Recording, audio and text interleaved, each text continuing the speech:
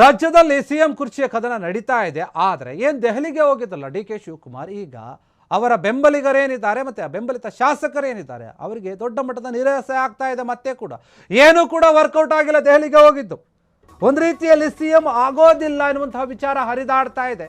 ಕೆಲವೊಂದು ಮೂಲಗಳಿಂದ ಮಾಹಿತಿ ಬಂದಿರುವ ಪ್ರಕಾರ ಡಿ ಕೆ ಶಿವಕುಮಾರ್ ಅವರ ಬೆಂಬಲಿಗ ಶಾಸಕರೇನಿದ್ದಾರೆ ಅವರೆಲ್ಲರಿಗೂ ಕೂಡ ನಿರಾಸೆ ಆಗಿದೆ.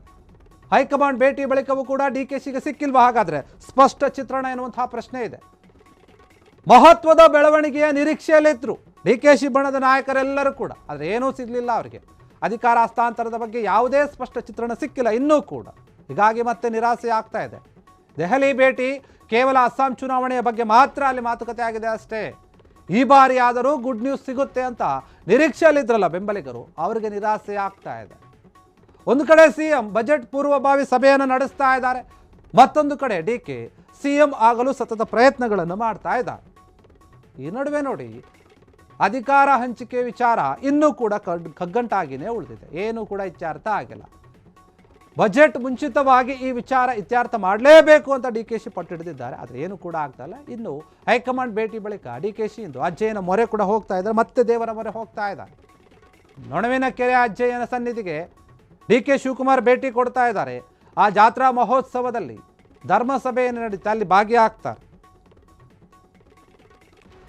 ಡಿ ಕೆ ಶಿವಕುಮಾರ್ ದೆಹಲಿಗೆ ಹೋದ್ರು ಕೂಡ ವರ್ಕೌಟ್ ಆಗ್ತಾ ಇಲ್ಲ, ನಾಯಕರನ್ನ ಭೇಟಿ ಮಾಡಿದ್ರು ಕೂಡ ವರ್ಕೌಟ್ ಆಗ್ತಾ ಇಲ್ಲ. ನೋಡಿ, ಈ ಸಿಎಂ ಬದಲಾವಣೆ ವಿಚಾರವಾಗಿ ಬರೀ ಡಿ ಕೆ ಶಿವಕುಮಾರ್ ಹೋಗಿ ದೆಹಲಿಗೆ ಹೋಗಿ ಕೂತ್ರೆ ಏಕಪಕ್ಷೀಯವಾಗಿ ನಿರ್ಧಾರವನ್ನು ತೆಗೆದುಕೊಳ್ಳೋಕೆ ರಾಹುಲ್ ಗಾಂಧಿನೂ ರೆಡಿ ಇಲ್ಲ, ಯಾವ ವರಿಷ್ಠ ನಾಯಕರು ಕೂಡ ರೆಡಿ ಇಲ್ಲ. ಇದನ್ನು ಸ್ವಲ್ಪ ಸೂಕ್ಷ್ಮವಾಗಿ ಯೋಚನೆ ಮಾಡಬೇಕಾಗುತ್ತೆ. ಏನಂದ್ರೆ ನೋಡಿ, ಏನಾದರೂ ಒಂದು ಬದಲಾವಣೆ ಆಗಬೇಕು, ನಿರ್ಧಾರ ಆಗಬೇಕು ಅನ್ನೋದಾದರೆ ಅಲ್ಲಿ ಸಿದ್ದರಾಮಯ್ಯ ಅವರು ಇರಬೇಕು, ಡಿ ಕೆ ಶಿವಕುಮಾರ್ ಇರಬೇಕು.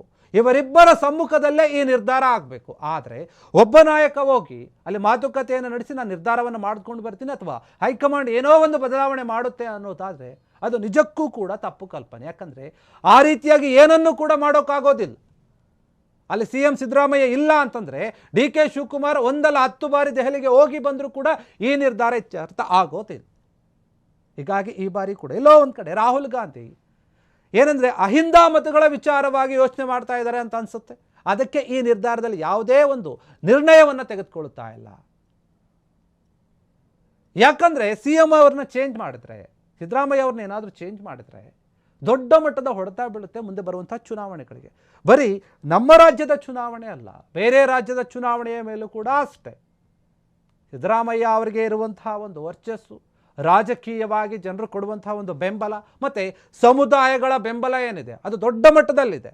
ಇನ್ನು ಡಿ ಕೆ ಶಿವಕುಮಾರ್ ಅವ್ರಿಗೂ ಕೂಡ ಇದೆ, ಅವ್ರಿಗೇನು ಕಡಿಮೆ ಇದೆ ಅಂತ ಏನೂ ಇಲ್ಲ. ಆದರೆ ಇಲ್ಲಿ ಏನಾಗುತ್ತೆ ಅಂದರೆ ಕೆಲವೊಂದು ಲೆಕ್ಕಾಚಾರವನ್ನು ಹಾಕಬೇಕಾಗುತ್ತೆ ರಾಜಕೀಯವಾಗಿ ಮಾತ್ರ.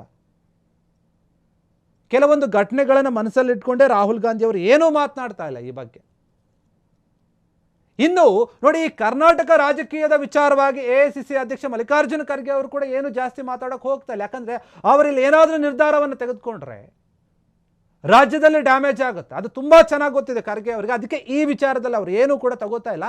ಬರೀ ಜಸ್ಟು ಮಲ್ಲಿಕಾರ್ಜುನ ಖರ್ಗೆ ಅವರು ಈ ವಿಚಾರದಲ್ಲಿ ಅಥವಾ ರಾಜ್ಯ ರಾಜಕೀಯದ ವಿಚಾರದಲ್ಲಿ ಒಬ್ಬ ಪೋಸ್ಟ್ ಮ್ಯಾನ್ ರೀತಿಯಲ್ಲಿ ಕೆಲಸ ಮಾಡ್ತಾ ಇದ್ದಾರೆ ಅಷ್ಟೇ. ಏನಂದರೆ ಯಾರು ಏನೇ ಬಂದು ಹೇಳಿದ್ರು ಕೂಡ ಅದನ್ನು ಕೇಂದ್ರಕ್ಕೆ ಅಥವಾ ಏನು ಹೈಕಮಾಂಡ್ಗೆ ತಲುಪಿಸುವಂಥದ್ದು.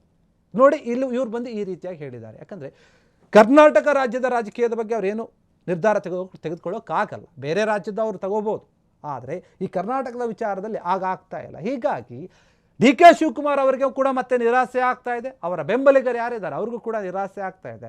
ರಾಜ್ಯದಲ್ಲಿ ಏನೇನೋ ವಿಚಾರಗಳು ನಡೀತಾ ಇರ್ಬೋದು, ಚರ್ಚೆಗಳು ಆಗ್ತಾ ಇರ್ಬೋದು, ರೆಸಾರ್ಟ್ ಪಾಲಿಟಿಕ್ಸು, ಟೂರ್ ಪಾಲಿಟಿಕ್ಸು, ಅದು ಇದು ಅಂತ.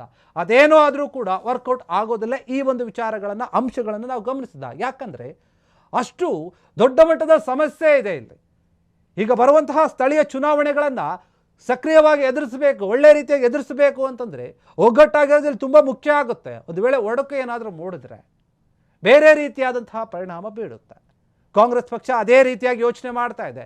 ಡಿ ಕೆ ಶಿವಕುಮಾರ್ ಎಷ್ಟೇ ಪ್ರಯತ್ನ ಮಾಡಿದ್ರೂ ಕೂಡ ಆಗುತ್ತೆ ಅನ್ನೋದು ಡೌಟು ಅಂತ ಕೆಲ ಮೂಲಗಳು ಮಾತನಾಡ್ತವೆ. ಯಾಕಂದರೆ ದೆಹಲಿಯಲ್ಲಿ ಆ ರೀತಿಯಾದಂಥ ಒಂದು ಮಾತುಕತೆ ಆಗಿದೆ. ಕ್ಷಣ ಕ್ಷಣದ ಸುದ್ದಿಗಳಿಗಾಗಿ ಫ್ರೀಡಂ ಟಿವಿ ಸಬ್ಸ್ಕ್ರೈಬ್ ಮಾಡಿ, ಲೈಕ್ ಮಾಡಿ ಹಾಗೂ ಫಾಲೋ ಮಾಡಿ. ಹೊಸ ಸುದ್ದಿಗಳ ನೋಟಿಫಿಕೇಶನ್ಗಾಗಿ ಬೆಲ್ ಐಕಾನ್ ಮೇಲೆ ಕ್ಲಿಕ್ ಮಾಡಿ.